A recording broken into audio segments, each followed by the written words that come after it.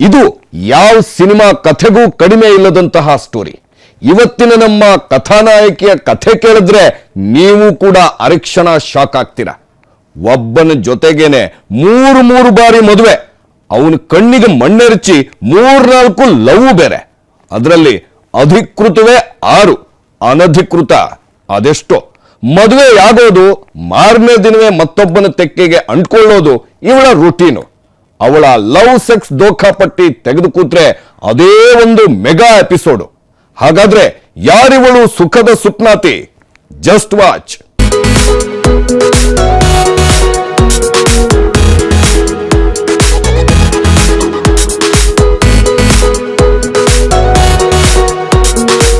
ಅಲ್ಲಲ್ಲಲ್ಲೇ, ಅದೇನು ರೂಪ, ಅದೇನು ಲಾವಣ್ಯ!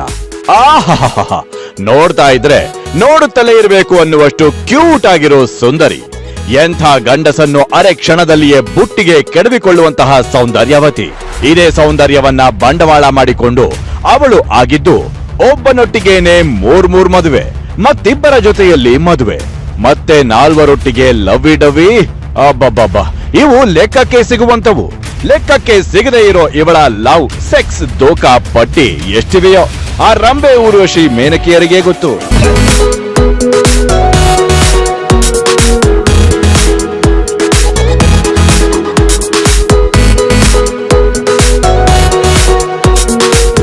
ಹೆಣ್ಣೊಬ್ಬಳು ಹೀಗೂ ಇರ್ತಾಳ ಅಂತ ನೀವು ಬಾಯಿ ಮೇಲೆ ಬೆರಳಿಟ್ಕೊಳ್ಬೇಕು. ಆ ರೀತಿ ಇದೆ ಇವಳ ಮ್ಯಾರೇಜ್ ಮಿಸ್ಟ್ರಿ. ಅಂದ್ಹಾಗೆ ಈ ಚೆಲುವೆಯ ಹೆಸರು ಮನುಜ. ದೇಹವೆಂದರೆ ಓ ಮನುಜ, ಇದು ಮೂಳೆ ಮಾಂಸಗಳ ಖನಿಜ. ಇಂತಹ ವಿಶೇಷವಾದ ಹೆಸರಿಟ್ಕೊಂಡಿರೋ ಈ ಮನುಜ ಅದೇ ದೇಹದ ಸೌಂದರ್ಯವನ್ನ ಬಳಸಿಕೊಂಡು ಮಾಡಿರೋದು ಒಬ್ಬರಲ್ಲ ಇಬ್ಬರಲ್ಲ, ಒಟ್ಟೊಟ್ಟಿಗೆ 7-8 ಮಂದಿಗೆ ಮೋಸ. ಪ್ರೀತಿ ನಾಟಕವಾಡೋದು, ಅವರೊಟ್ಟಿಗೆ ಮದುವೆಯಾಗೋದು, ನಂತರ ಕಟ್ಟಿಕೊಂಡ ಗಂಡ ಪಕ್ಕದಲ್ಲೇ ಇದ್ದಾಗಲೇ ಮತ್ತೊಬ್ಬನಿಗೆ ಸೈಟು ಕುಕ್ಕೋದು, ಅವನಿಗೂ ಚಳ್ಳೆ ಹಣ್ಣು ತಿನ್ನಿಸಿ ಮತ್ತೊಬ್ಬ ಮಿಕನನ್ನ ಹುಡುಕೋದು. ಇವಳು ಯಾಕೆ ಹೀಗೆ, ಹಣಕ್ಕಾಗಿ ಹೀಗೆ ಮಾಡ್ತಿದ್ದಾಳ ಅಂದ್ರೆ ನೋ, ಇವಳು ಅಕ್ಷರಶಃ ಸುಖದ ಸುಪ್ನಾತಿ. ಹೌದು, ಇವಳ ಪ್ರೇಮ ಕಹಾನಿಯ ಎಪಿಸೋಡು ತೆರೆದು ನೋಡಿದ್ರೆ ಅದು ಮುಗಿಯದ ಮೆಗಾ ಸೀರಿಯಲ್ಲು. ಅಂದ್ಹಾಗೆ ಇದೀಗ ಇವಳ ಲವ್ ಸೆಕ್ಸ್ ದೋಖಾಗೆ ಬ್ರೇಕ್ ಹಾಕೋಕೆ ಅಂತಲೇ ಮೊದಲ ಪತಿ ಠಾಣೆ ಮೆಟ್ಟಿಲೇರಿದ್ದಾನೆ. ಅವನ್ಯಾರು ಅಂತ ನೋಡಿದ್ರೆ ಆತ ಮತ್ತಿನ್ಯಾರೂ ಅಲ್ಲ, ಇದೇ ಸುಂದರಿಗೆ ವರಸೆಯಲ್ಲಿ ಮಾವನಾಗಬೇಕು, ಅಂದ್ರೆ ಈಕೆಯ ತಾಯಿಯ ತಮ್ಮನಾಗಬೇಕು. ಅವನೊಟ್ಟಿಗೆ ಲವ್ ಡವ್ ಅಂದ್ಕೊಂಡು 7 ವರ್ಷ ಸುತ್ತಾಡಿದ್ಲು. ಮೊಬೈಲ್ನಲ್ಲಿ ಗಂಟೆಗಳ ಲೆಕ್ಕದಲ್ಲಿ ಮಾತಾಡಿದ್ಲು. ಬಳಿಕ ಅವನೊಟ್ಟಿಗೆ 3 ಬಾರಿ ಮದುವೆಯನ್ನೂ ಆಗಿದ್ಲು. ಅವನು ಜೊತೆಯಲ್ಲಿರುವಾಗ್ಲೇ ಮತ್ತೊಬ್ಬನ ಪ್ರೀತಿಯ ಕುದುರೆ ಏರಿದ್ಲು. ಅಂದ್ಹಾಗೆ ಈಕೆಯ ಮೊದಲ ಪ್ರೇಮಿ ಪತಿಯ ಹೆಸರು ಮಂಜುನಾಥ, ವೃತ್ತಿಯಲ್ಲಿ ಕ್ಯಾಬ್ ಚಾಲಕ.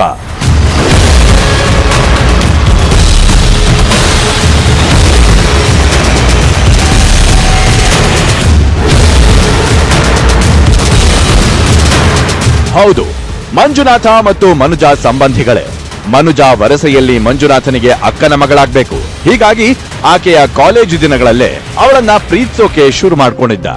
ಇಬ್ಬರು ಪ್ರೇಮ ನೌಕೆ ಏರಿದ್ರು. ಇವರಿಬ್ಬರ ಪ್ರೀತಿಗೆ ಸಹಜವಾಗಿ ಮನುಜ ಮನೆಯಲ್ಲಿ ವಿರೋಧವಿತ್ತು. ಹೀಗಾಗಿ ಅದೊಂದು ದಿನ ಮನೆಯಿಂದ ಓಡಿ ಬಂದ್ಲು. ನನ್ನನ್ನ ಮದುವೆಯಾಗು ಅಂದಿದ್ಲು. ಮಂಜುನಾಥ ಅವಳನ್ನ ದೇವಸ್ಥಾನವೊಂದರಲ್ಲಿ ಮದುವೆಯೂ ಆಗಿದ್ದ.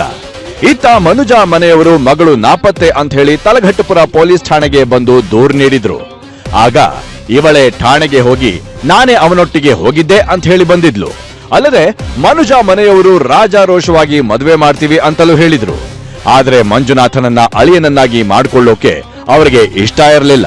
ಹೀಗಾಗಿ ಆಗ ಈಗ ಅಂತ ಕಾಲವನ್ನ ನೂಕಿದ್ರು.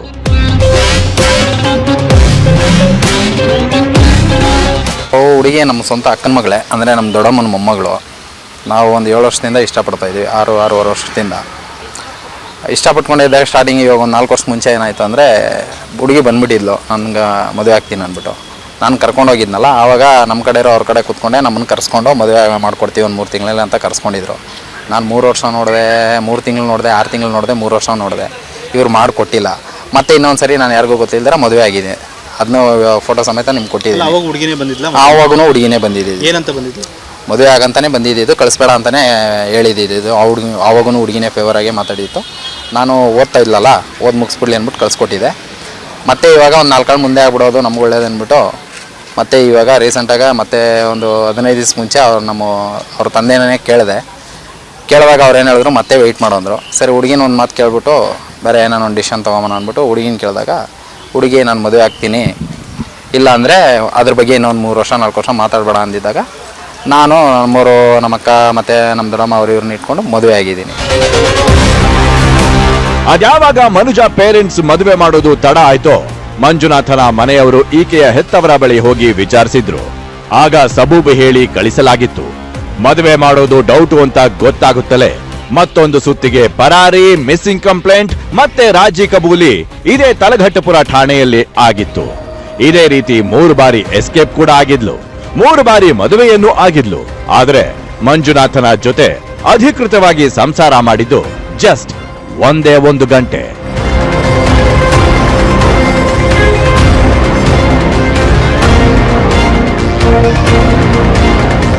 ಮದುವೆ ಆದಾಗ ಏನಾಯ್ತು ಅಂದರೆ ಅವರು ಮಿಸ್ಸಿಂಗ್ ಕಂಪ್ಲೇಂಟ್ ಕೊಟ್ಟಿದ್ರು. ಮಿಸ್ಸಿಂಗ್ ಕಂಪ್ಲೇಂಟು ತಲಘಟ್ಟಪುರದಲ್ಲಿ ಕೊಟ್ಟಿದ್ರು. ನಾನು ನಮ್ಮ ಹೆಂಡತಿ ನಮ್ಮ ಕಡೆಯವರು ಒಂದು 4 ಕಾಳು ಓದೋ ಅಲ್ಲಿ ಹುಡುಗಿ ನಮ್ಮ ಫೇವರಾಗ ಸ್ಟೇಟ್ಮೆಂಟ್ ಕೊಟ್ಟು ಅಲ್ಲಿ ಮಿಸ್ಸಿಂಗ್ ಕೇಸ್ ಕ್ಲಿಯರ್ ಆಯಿತು. ಹೊರಗಡೆ ಬಂದ ತಕ್ಷಣ ಅವ್ರ ಮನೆಯವರು ನಮ್ಮ ಮನೆಯಲ್ಲಿರಲಿ, ಬೆಳಗ್ಗೆ ಕಳಿಸ್ಕೊಡ್ತೀನಿ ಅಂತ ಕರ್ಕೊಂಡು ಹೋದರು. ಮತ್ತೆ ಕಳಿಸ್ಕೊಟ್ಟಿರಲ್ಲ ಅವರು.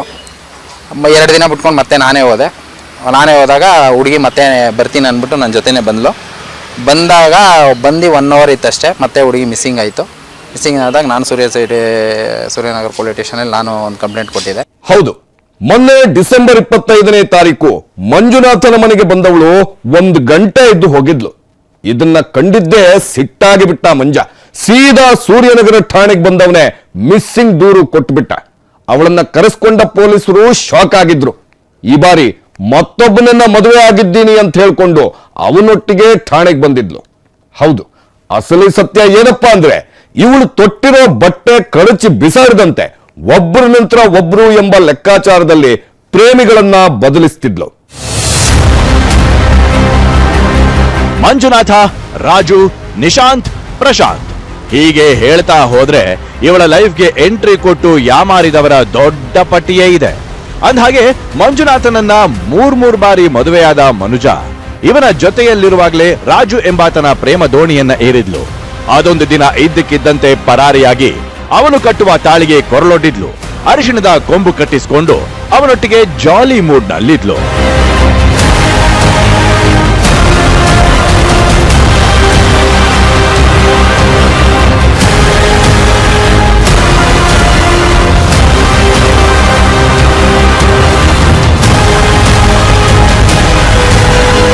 ಇದು ಗೊತ್ತಾಗುತ್ತಲೇ ಮೊದಲ ಪ್ರೇಮಿ ಮಂಜುನಾಥ ಸಿಡಿದು ಬಿದ್ದ.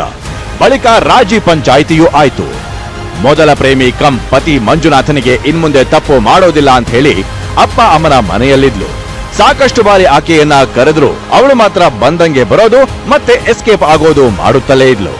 ಬೇಸತ್ತು ಹೋದ ಮಂಜುನಾಥ ಇವಳು ಸರಿ ಹೋಗೋ ಹೆಣ್ಣಲ್ಲ ಅಂತ ಅನಿಸಿದ್ದು ಜನವರಿ 24ನೇ ತಾರೀಕು ಮದುವೆ ಆಗಿದ್ದೀಯಾ, ಬಂದು ಸಂಸಾರ ಮಾಡು ಅಂತ ಕುಟುಂಬದವರೊಟ್ಟಿಗೆ ಆಕೆ ಮನೆ ಬಳಿ ಹೋಗಿ ಕರೆದಿದ್ದ.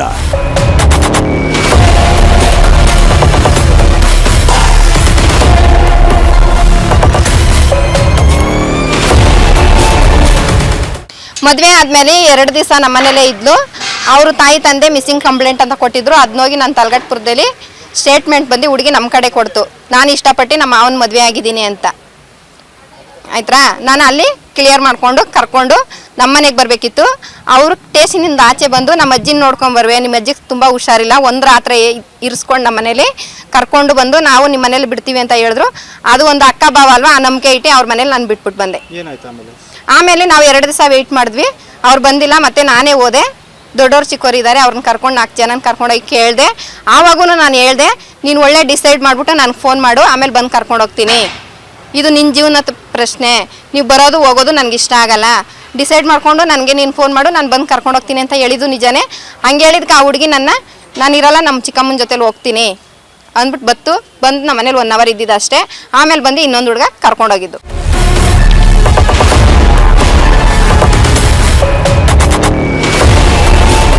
ಹೌದು, ಸಾಕಷ್ಟು ರಾಜಿ ಪಂಚಾಯಿತಿಗಳು ಮಂಜುನಾಥ ಮತ್ತು ಮನುಜ ಕುಟುಂಬದ ನಡುವೆ ನಡೆದಿದ್ವು. ಅದೆಲ್ಲ ಬರೆಯುತ್ತಾ ಕೂತ್ರೆ ಅದೇ ಒಂದು ಉಪಕಥೆಯಾಗತ್ತೆ. ಅದಿರ್ಲಿ, ರಾಜಿ ಪಂಚಾಯಿತಿ ಆದಾಗ್ಲೆಲ್ಲ ಮನುಜ ಮನೆಯವರು ಮದುವೆ ಮಾಡಲ್ಲ ಅಂತಿದ್ರು. ಇವರಿಬ್ಬರು ಪರಾರಿಯಾಗೋದು, ಮದುವೆ ಆಗೋದು, ಮತ್ತೆ ಠಾಣೆಗೆ ಬರೋದು. ಅಬ್ಬಬ್ಬಬ್ಬ, ಒಂದ್ಸಲ ಅಲ್ಲ, 2 ಸಲ ಅಲ್ಲ, ಬರೀ ಇದೇ ವರಾತವಾಗಿತ್ತು. ಮೊನ್ನೆ ಬೇಸತ್ತ ಮಂಜುನಾಥನ ಕುಟುಂಬದವರು ಆಕೆ ಮನೆ ಬಳಿ ಹೋಗಿ ಫೈನಲ್ ಆಗಿ ಕರೆದಿದ್ರು. ಅದರಂತೆ ಅವಳು ಕೂಡ ಹೆತ್ತವರ ವಿರೋಧದ ನಡುವೆಯೂ ಬಂದಿದ್ಲು. ಚಂದಾಪುರದಲ್ಲಿ ಇವಳಿಗಾಗಿಯೇ ಪ್ರತ್ಯೇಕ ಮನೆ ಮಾಡಿದ್ದ ಮಂಜುನಾಥ.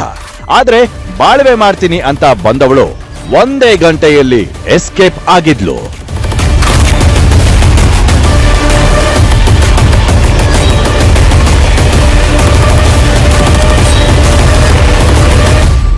ಮಂಜುನಾಥನಿಗೆ ಅವಳ ನೌಟಂಕಿ ಆಟಗಳೆಲ್ಲವೂ ಗೊತ್ತಾಗಿ ಹೋಗಿತ್ತು.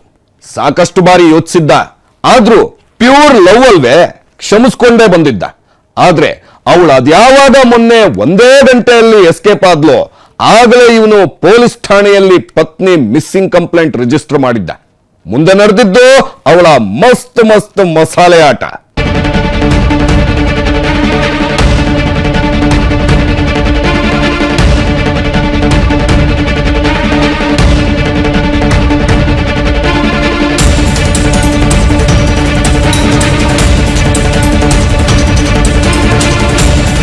ಯಾವ ಗಂಡಸಿಗೂ ಇಂತಹ ಪತ್ನಿಯರು ಸಿಗದೆ ಇರ್ಲಪ್ಪ ಅಂತಿದ್ದಾನೆ ಮಂಜುನಾಥ. ಕಾರಣ ಅವಳ ನೌಟಂಕಿ ಆಟಗಳು, ಬ್ಯೂಟಿಯನ್ನೇ ಬಂಡವಾಳ ಮಾಡಿಕೊಂಡು ಅವಳು ಆಡಿದ ಜೂಟಾಟದ ಕಥೆಗಳು.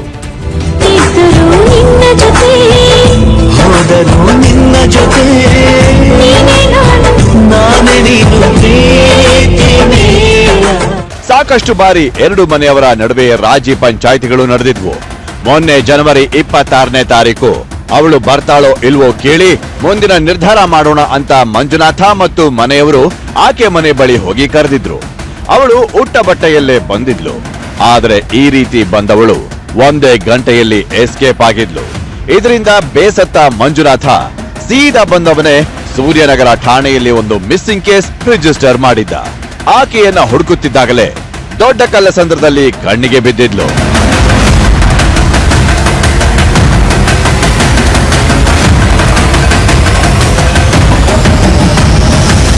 ಸರ್, ಒಂದು ಹುಡುಗನ ಜೊತೆ ದೊಡ್ಡ ಕಲ್ಸಂದ್ರದಲ್ಲಿ ನಿಶಾಂತ್ ಅನ್ನೋ ಒಂದು ಹುಡುಗನ ಜೊತೆ ಸಿಕ್ಕಿದ್ರು ನಮಗೆ. ಹೈತ್ಲಗ ನೋಡ್ರಿ ಇವಳ ವರಸೇನ.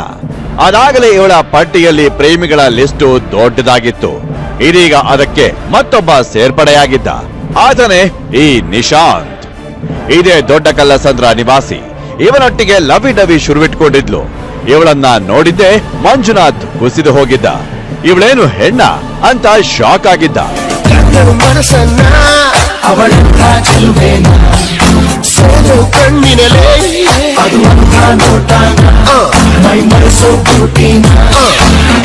ಅಂದ್ಹಾಗೆ ಈ ನಿಶಾಂತ್ ಜೊತೆಗೂ ಅವಳು ಪ್ರೇಮ ನೌಕೆ ಏರಿದ್ಲು. ಅವನನ್ನು ಮದುವೆಯಾಗಿದ್ಲೋ ಏನೋ. ಇದೇ ವೇಳೆ ಮಂಜುನಾಥನಿಗೆ ಫೋನೊಂದು ಬಂದಿತ್ತು. ಅತ್ತಲ್ಲಿಂದ ಕರೆ ಮಾಡಿದ್ದವಳು ಇದೇ ಮನುಜ.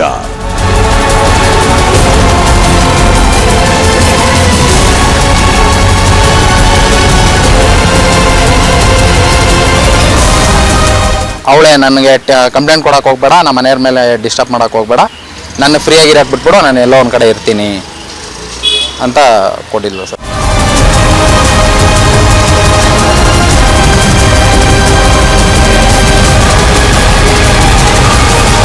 ಇನ್ನು ಏನು ಫ್ರೀ ಆಗಿ ಬಿಡ್ಬೇಕು ಹೇಳಮ್ಮ.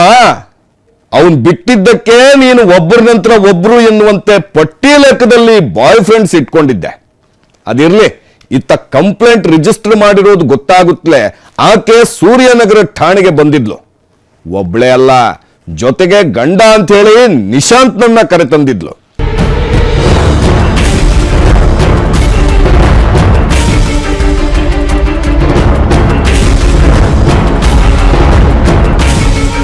ಸರ್, ಅದೇ ಹುಡುಗನ ಜೊತೆ ಇಲ್ಲೇ ಕಂಪ್ಲೇಂಟ್ ಕೊಟ್ಟಿದ್ನಲ್ಲ, ಇಶಾಂತ್ ಅಂದ್ಬಿಟ್ಟು ಒಂದು ಹುಡುಗನ ಜೊತೆ ಸಿಕ್ಕಿದ್ರು. ಅವ್ರು ಕರ್ಕೊಂಬಂದು ಇಲ್ಲಿ ಕುಣಿಸ್ಕೊಂಡಿದ್ದಾರೆ. ಇವಾಗ ಇಲ್ಲಿ ಸ್ಟೇಷನಲ್ಲಿ ಏನಾಗ್ತಾ ಇದೆ ಅಂದರೆ ಹುಡುಗಿ ಬರೋದಿಲ್ಲ. ನಾನು ಏನು ಹೇಳ್ತಾರೆ ಹುಡುಗಿ ಈಗ? ಇಲ್ಲ, ನಾನು ನಮ್ಮ ಅಪ್ಪ ನಮ್ಮ ಜೊತೆ ಹೋಗ್ತೀನಿ. ಮತ್ತೆ ಮದುವೆ ಆಗಬೇಕಿತ್ತು. ಅದನ್ನೇ ಸರ್ ನಾವು ಕೇಳಕ್ಕೆ ಹೋದರೆ ನನಗೆ ಇವಾಗ ಇಷ್ಟ ಇಲ್ಲ, ನಾನು ಆಗಿದ್ದೀನಿ, ಇಷ್ಟ ಇಲ್ಲ ಅಂತ ಹೇಳ್ತಾ ಇದ್ದಾಳಲ್ಲ.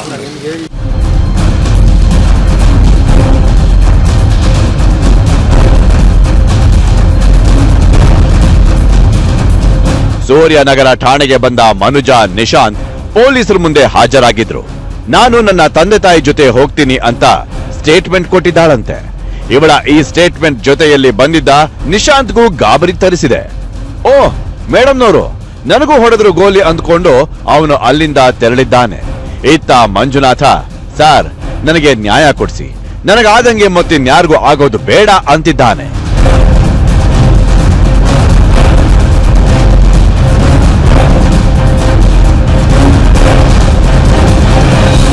ಇದೇ ಕೆಲಸ ಆಗ್ಬಿಟ್ಟಿದೆ ಇವ್ರದ್ದು.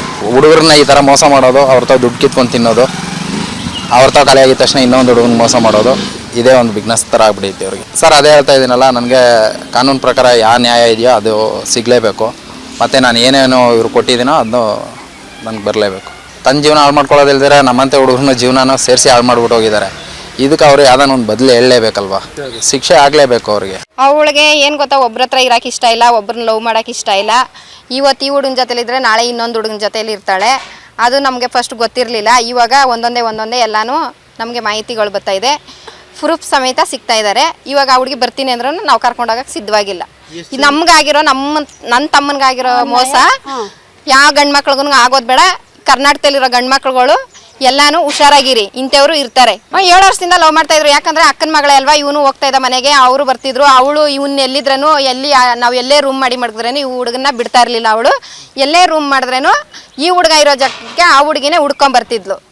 ಆಯ್ತಾ, ಹುಡ್ಕೊಂಬಂದು ಅವ್ರ ಸಂಬಂಧಗಳು ನಾನು ಕಿವಿಲಿ ಕೇಳ್ಕೊಂಡೆ ಅವ್ರನ್ನ ಕರ್ಕೊಂಡೋಗಿ ನಾನು ಪಬ್ಲಿಕಲ್ಲೇ ಮದುವೆ ಮಾಡಿಸ್ದೆ.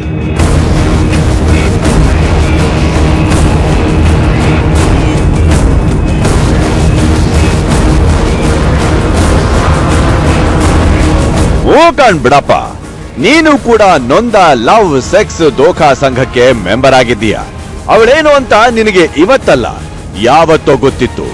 ಆದ್ರೂ ಅದೇನು ನೋಡಿ ಅವಳೇ ಬೇಕು ಅಂತ 3 ಬಾರಿ ಮದುವೆಯಾದ್ಯೋ ಆ ದೇವರೇ ಬಲ್ಲ. ಇದೀಗ ನನಗೆ ನ್ಯಾಯ ಕೊಡಿ, ನಾನು ಕೊಡಿಸಿರೋದನ್ನೆಲ್ಲ ವಾಪಸ್ ಕೊಡಿಸಿ ಅಂತಿದೀಯ. ಇತ್ತ ಮಿಸ್ಸಿಂಗ್ ಕೇಸ್ ಸಾಲ್ವ್ ಆದ್ರೆ ಸಾಕು ಅಂತ ಸೂರ್ಯನಗರ ಪೊಲೀಸರು ಅವಳನ್ನ ಸಾಗಾಕಿದ್ದಾರೆ. ನೀವು ಮಾಡಿಕೊಳ್ಳೋ ಹುಚ್ಚಾಟಕ್ಕೆ ಮನೆ ಮಂದಿ ಎಲ್ಲ ಬಂದು ಠಾಣೆ ಮುಂದೆ ನಿಲ್ಲುವಂತಾಗಿದೆ.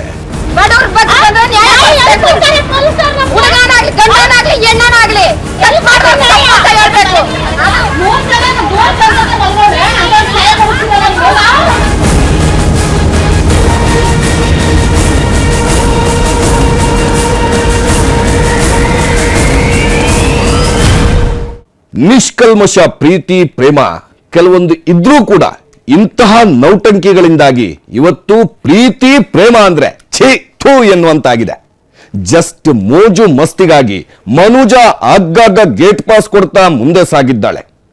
ಇವತ್ತೇನೋ ಯೌವನವಿದೆ, ಆಡ್ತಿದ್ದಾಳೆ. ನಾಳೆ ಇವಳ ಸ್ಥಿತಿ ಏನು ಅನ್ನೋದನ್ನ ಅವಳೇ ಅರೆಕ್ಷಣ ಕೂತು ಯೋಚಿಸಬೇಕಿದೆ. ಈಗಾಗಲೇ ಈಕೆಯ ಕುಟುಂಬದವರ ಮಾನ 3 ಕಾಸಿಗೆ ಹರಾಜಾಗಿದೆ. ಇನ್ನು ಇದನ್ನೇ ಮುಂದುವರಿಸ್ಕೊಂಡು ಹೋದ್ರೆ ಇವಳನ್ನ ಜನ ಏನಂತ ಕರೀತಾರೆ ಅನ್ನೋದನ್ನ ನಾವು ಬಿಡಿಸಿ ಹೇಳುವ ಅವಶ್ಯಕತೆ ಇಲ್ಲ ಅಲ್ವಾ. ಅವಳ ಸ್ಥಿತಿ ನಾಯಿ ಮುಟ್ಟಿದ ಮಡಿಕೆ ಆಗದಿರ್ಲಿ ಅಂತ ಹೇಳ್ತಾ ಇವತ್ತಿನ ಕ್ರೈಮ್ ಡೈರಿ ಮುಗಿಸ್ತೀನಿ. ನಾಳೆ ಮತ್ತೊಂದು ಇಂಟ್ರೆಸ್ಟಿಂಗ್ ಕ್ರೈಮ್ ಕಹಾನಿಯೊಂದಿಗೆ ನಿಮ್ಮನ್ನ ಭೇಟಿ ಆಗ್ತೀನಿ. Until Dhan take care. ಕನ್ನಡಿಗರ ನೆಚ್ಚಿನ ನ್ಯೂಸ್ 18 ಕನ್ನಡ ಈಗ ವಾಟ್ಸ್ಆಪ್ ನಲ್ಲೂ ಲಭ್ಯ.